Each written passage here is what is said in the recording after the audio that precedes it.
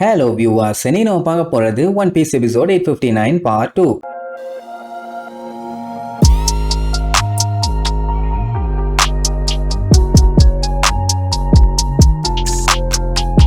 Open பண்ணா நம்ம Luffy ப்ரூலிய தூக்கிட்டு வில்லன் தடிச்சு ஓடிக்கிட்டு இருக்கான். பிக் மாமு எனக்கு கேக்கு கிடைக்கிற வரைக்கும் மகனே உன்னை விடவே மாட்டேன்னு அந்த அலையில எப்படி ஸ்ட்ரெயிட்டா வர்றா பாருங்க. பாவம் அந்த ஐலாண்டோட மக்கள் எல்லாம் கதறாங்க. ஐயோ இன்னைக்கு நம்மள உசுரோட வச்சு கொல்ல போறாளேன்னு. அமண்டேவோட தான் காமெடி. வாயில ஒரு சிகரெட்டை வச்சுக்கிட்டு ஐயோ அண்ணா எப்படியாச்சும் என் டவுனை காப்பாத்தினா இது என்னோட டவுனு அப்படின்னு பெரஸ்பரோ கிட்ட கெஞ்சிக்கிட்டு இருப்பான். அட அவ பவரை யூஸ் பண்ணி ஏதாச்சும் பண்ண வேண்டியதானே. அதெல்லாம் இல்ல, நின்னு வேடிக்கை மட்டும் பாக்குறான். அவனும் எவ்வளவோ சொல்லி பாப்பான். ஆத்தா வேண்டாம், இந்த மொத்த டவுனையுமே நாசம் பண்றேன், கொஞ்சம் பொறுமையாருன்னு சொன்னா எனக்கு ஸ்டார் ஹேட் வேணும், நான் அவனை விடவே மாட்டேன் அப்படின்னு அவளால எவ்வளவு முடியுமோ அவ்வளவு அந்த டவுனை கண்டம் பண்ணுவான். சோத்துல வெறி இருக்கலாம், ஆனா இவ்வளவு வெறி ஆகாது. அப்படியே நம்ம பிக் மாம் கடந்து வந்த பாதைகளை காட்டுறாங்க. இனி எதுக்கும் தேராதுன்னு வைங்க. ஒரே நைட்ல எல்லாம் ஊரகாலி பண்ணிட்டு ஓடின மாதிரி இருக்குது. இவ்வளவு நாசம் பண்ணியே நம்ம லூஃபிய பிடிக்க முடியல. அவன் சந்து பந்தெல்லாம் எகிரி குச்சி ஓடிட்டான். எங்க வந்து யாருகிட்ட. ஆனா ஒண்ணு மட்டும் கன்ஃபார்ம், பிக் மாம் இங்க இருக்கானா. அப்ப நமி மத்தவங்க எல்லாருமே சேஃப்டியா 1000 சனி கப்பல்ல எஸ்கேப் ஆயிட்டாங்க. இப்ப இவன் எப்படியாச்சு இவனோட ஹாக்கி பவரை ரீகெயின் பண்ற வரைக்கும் ரெஸ்ட் எடுத்தா மட்டும் போதும். அதனால கண்ணாடியை தேடி அவன் பாட்டுக்கு ஓடிட்டு இருப்பான். திடீர்னு பார்த்தா ஒன் சைடு வெயிட் கம்மியா இருக்குது. என்னடான்னா ப்ரூலிய காணும். ஐயோ கீழே எங்கேயாச்சும் தெரியாம போட்டுட்டோமான்னு அங்கங்கன்னு சுத்தி முத்தி பாப்பான். எங்கேயுமே இல்ல. அவன் என்ன பழைய பாத்திரமா போட்ட இடத்துல அப்படியே கிடக்கிறதுக்கு.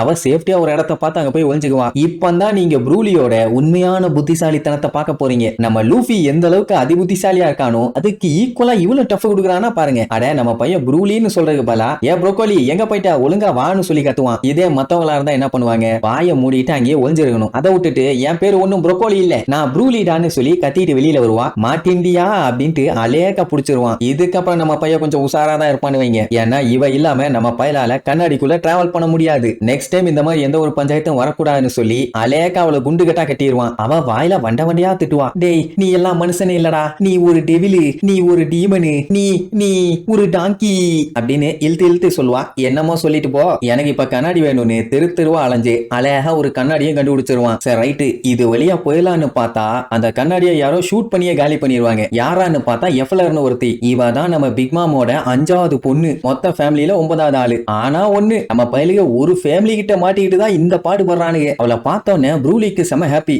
அப்பாடா நம்மளை காப்பாத்த நம்ம அக்கா வந்துட்டான்னு. அவளும் பட்டன்னு ஷூட் பண்ணுவா. லூஃபி அவன் வயிற்றுல வாங்கி அப்படியே ரிவர்ஸ்ல அனுப்பி விடுவான். அதுல எஸ்கேப் ஆறதுக்குள்ளேயே படாத பாடுபடுவா. அவ்வளவு பெரிய எம்பரரோட பொண்ணு, ஆனா நார்மல் கன்னை யூஸ் பண்ணிட்டு இருக்கா பாருங்க லூசு. ப்ரூலி பார்த்துட்டு எக்கா என்னைய காப்பாத்துக்கா, இல்லன்னா அக்கா என்னைய பிரிச்சிருவாக்கான்னு புலம்புவாளா. இதோ காப்பாத்துறேன்னு கன்னு நீட்டுவா. ஐயோ நீ காப்பாத்தவே வேண்டாக்கா, என்னைய ஆளை உடுக்கான்னு புலம்பி தள்ளுவா. ஏன்னா பையன் முதுகுல கட்டி வச்சிருக்கான். சுடும்போது புல்லட் தெரியாம பட்டுச்சுன்னா தண்டனக்கா தானே. இப்ப பஞ்சாயத்து நம்ம லூஃபியால ஹாக்கி பவரை யூஸ் பண்ண முடியாது. இருந்தா பஞ்சாயத்தே இருந்திருக்காது. அவ வேற வரட்டி வரா. அதனால அங்க இருக்க வீட்டோட மாடியில ஏறி ஓட ஆரம்பிச்சிருவான். அடுத்து ஒருத்தி வருவா பாருங்க. இவ தான் மோண்டி. இவ தான் பிக் மாமோட 2வது பொண்ணு. மொத்த ஃபேமிலியில 6வது பொண்ணு. பார்க்க பிக் மாமா உரிச்சு வச்ச மாதிரி இருக்கால. இவளை பார்த்தோன்னு ப்ரூலி எக்கா நான் பின்னாடி தான் காமாட்டிட்டு இருக்கேன், என்னைய காப்பாத்துக்கான்னு புலம்புவாளா. ப்ரூலி நீ ஒண்ணு கவலைப்படாத, நான் உன்னைய காப்பாத்துறேன்னு கத்திய வச்சு வெட்ட வருவான். லூஃபி என்ன பண்ணுவான், கம்னு சொல்லிட்டு அட்டாக் பண்ணுவான்னு பார்த்தா அப்படியே ரொட்டேஷனை போட்டுருவான். கத்தி ஜஸ்ட் மிஸ். ப்ரூலியோட மூக்கு 2ஆ பொளந்து இருக்கும். அவன் அட்டாக் எல்லாம் பண்ண மாட்டான், தெரிச்சு ஓடிட்டு இருப்பான். அட நாசமா போனவனே, என்ன ஷீல்டா யூஸ் பண்ணி ஏன்டா என் உசுர வாங்கிட்டு இருக்கேன்னு புலம்புவாளா. மோண்டி இவனை அட்டாக் பண்றதுக்காக வளைச்சு ட்ரை பண்ணும் போதெல்லாம் லூஃபி ப்ரூலியை தான் ஷீல்டா யூஸ் பண்ணுவான். சோ அவளால அட்டாக்கே பண்ண முடியல. இப்படி அவகிட்டையும் டகால்டி வேலையெல்லாம் காமிச்சிட்டு எஸ்கேப் ஆயிடுவான்னு வைங்க. மறுபடியும் பிக் மாம் பாத்துருவா. எங்கடா என் கேக்குன்னு சொல்லிட்டு கத்திய ஓங்குவா. பெரஸ்பரோ பார்த்துட்டு ஐயோ அம்மா வேண்டாம், அங்க ப்ரூலி இருக்கா, அவளுக்கு ஏதாச்சும் ஆயிரும்பான். அவ என்ன அதெல்லாம் கவனிக்கவா செய்வா. கேக்கு தாண்டா எனக்கு முக்கியம்னு சொல்லிட்டு ஒரே போடு அப்படியே அங்க கட் பண்ணி சஞ்சியை காட்டுறாங்க. அவன் பயங்கரமான திங்கிங்ல இருக்கான். ஏன்னா சிஃபோனை அந்த ஓவன் பைய தூக்கி லாக் பண்ணிட்டான். இப்ப அவளை காப்பாத்தணும்னு சொல்லிட்டு அவன் சண்டை போட இறங்கினான்னா அவன் இங்க இருக்கான்னு சொல்லி தெரிஞ்சு போயிடும். அண்ட் அது மட்டும் இல்லாம கேக்க டெக்கரேட் பண்ற வேலை வேற இருக்குது. அதை விட்டுட்டு போக முடியாது. சிஃபோனையும் காப்பாத்தணும். அதனால என்ன பண்றதுன்னு தெரியாம பயங்கர கன்ஃபியூஷன்ல இருப்பான். இங்க சிஃபோனியே ஆல்ரெடி தூக்கி போட்டு வாயில மிச்சிட்டு இருக்கான். அவ சும்மா இல்லாம நான் நமியும் மத்தவங்களும் இங்க இருந்து தப்பிச்சு போற வரைக்கும் என்னோட நன்றி கடன் முடியாது, அண்ணா கேக்கையும் பினிஷ் பண்ணி ஆகணும்பா. ஓலாவோட உயிரை நம்மளுக்கு காப்பாத்தினதுனால தான் இவ இவ்வளவு கஷ்டப்பட்டு வேலையை பார்த்துக்கிட்டு இருக்கான். ஆனா அதெல்லாம் அவனுக்கு எங்க புரியும். நீ நம்ம குயினை ஏமாத்தி இருக்க, நீ ஒரு துரோகி, அதனால நீ சாகுறதுதான் கரெக்ட், நான் உன்னைய கொல்லுவேன்னு கொஞ்சம் கூட எதிர்பார்க்கவே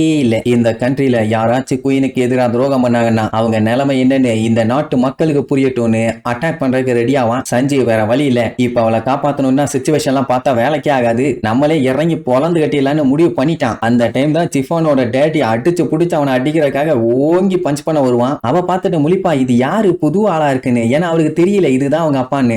ஓவன் சிஃபானை விட்டுட்டு பவுண்ட் அடிக்க போவான். கொய்யால உன்னைத்தான் கட்டளை தூக்கி வீசினாலடா, எப்படா வந்தேன்னு. அந்த ஒரு மைக்ரோ செகண்ட்ல நம்ம சஞ்சய் பாஞ்சு போய் அவன் வாயிலேயே ஒரு மிதி. அது ஓவனோட வாயில. யாருமே இதை பார்க்கல. அப்படி அவன் திருச்ச அந்த கேப்ல சிஃபானை அலையாக்கா தூக்கிட்டு வந்துருவான். சுத்தி இருக்கவங்க எல்லாம் மிரண்டுருவாங்க, இந்த வயசானவரா ஓவனை அடிச்சு தெறிக்க விட்டதுன்னு. அந்த பவுண்டே கன்ஃபியூஷன்ல இருக்கான். நம்மளா இப்படி அடிச்சோம், தொட்ட ஃபீலிங்கே இல்லையே, வர வர நமக்குள்ள இருக்க பவர் நமக்கே தெரியல பாரு அப்படின்னு சிஃபானை தேடிட்டு இருப்பான். அந்த டைம் ஓவன் காண்டாயி பவுண்டு வாயிலேயே ஒண்ணு வைப்பான். ஐயோ ஒண்ணு விட்டான்னு திருச்சிருவாரு. அதுக்கப்புறம் அவனும் சிஃபானை தேடிட்டு இருப்பான். இவங்க என்ன பண்ணுவாங்க, தூக்கிட்டு வந்த சிஃபானை அலையாக்கா துணியை போட்டு மறைச்சிருவாங்க. இப்ப எல்லாமே பிளான் பண்ண மாதிரி பக்காவா போயிட்டு இருக்கு, எந்த ஒரு பஞ்சாயத்தும் இல்ல. ஆனா சிஃபானுக்கு ஒரு டவுட், அவளுக்கு தெரியும் நம்ம சஞ்சய் தான் இடையில வந்து காப்பாத்தினான்னு. ஆனா இதுக்கு முன்னாடி ஒரு பெரிய மனுஷன் வந்து அடிக்க வந்தாரு, அவர் யாருன்னு தெரியலன்னு யோசிச்சுட்டு இருக்கும் போது திடீர்னு அந்த ஓவன் வண்டிக்கு வந்துருவான். ஐயோ இவன் மறுபடியும் வந்துட்டானான்னு சொல்லி வீதியில இருக்கும் போது பொசுக்குன்னு துணியவும் ஓபன் பண்ணி பாத்துருவான். சிஃபானே இங்க வந்து மறைஞ்சுக்கிட்டா மட்டும் நான் உன்னை விட்டுருவானா, இன்னையோட நீ செத்தன்னு சொல்லி தலைய புடிச்சு ஒரே அமுக்கு. ஆனா புட்டிங்க என்ன சொல்லுவா, எங்களுக்கு இந்த கேக்க கம்ப்ளீட் பண்ண சிஃபான் கண்டிப்பா தேவை, நீ இவளை ஏதாச்சும் பண்ணிட்டீனா அப்புறம் கேக்க முழுசா முடிக்க முடியாதும்பா. அங்க அடி வாங்கின அவரோட டேடி சிஃபான் மேல இருந்து கையறா விளக்குன்னு முடியாம முக்கிட்டு இருப்பாரு. வாங்கின அடி எப்படி ஒத்த சைடு தவட வாங்கிருச்சு.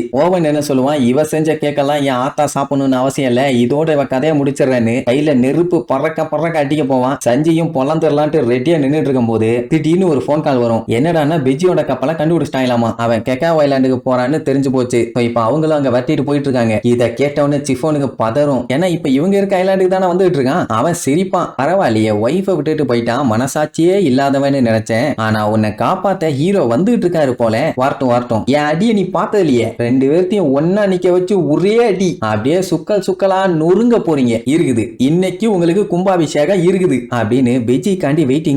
ஆனா அவன் வந்தா இவனை என்ன பண்ணுவான்னு இவனுக்கு தெரியல. அதே நேரம் பெஜியோட கப்பலை டாட்டே ஷிப்ஸ் எல்லாருமே வளைச்சு அட்டாக் பண்ணிட்டு இருக்காங்க. அத்தனை கப்பல் வந்துமே ஒருத்தனை சுட்டு காலி பண்ண வக்கில்ல, எல்லாம் வளைச்சு முக்கிட்டு இருக்கானுங்க. இங்க பெஜி சிஃபோனு உன்னைய காப்பாத்த நான் வந்துகிட்டே இருக்கேன்னு அவனோட குழந்தைக்கு விளையாட்டு காமிச்சு கூட்டு வந்துட்டு இருப்பான். இதுக்கப்புறம் பெஜி பண்ண போற அட்டூழியம் இருக்குதே, அப்படி என்னென்னலாம் டகால்டி வேலை பண்ண போறான்னு அடுத்தடுத்த எபிசோட்ல பார்க்கலாம். டாடா.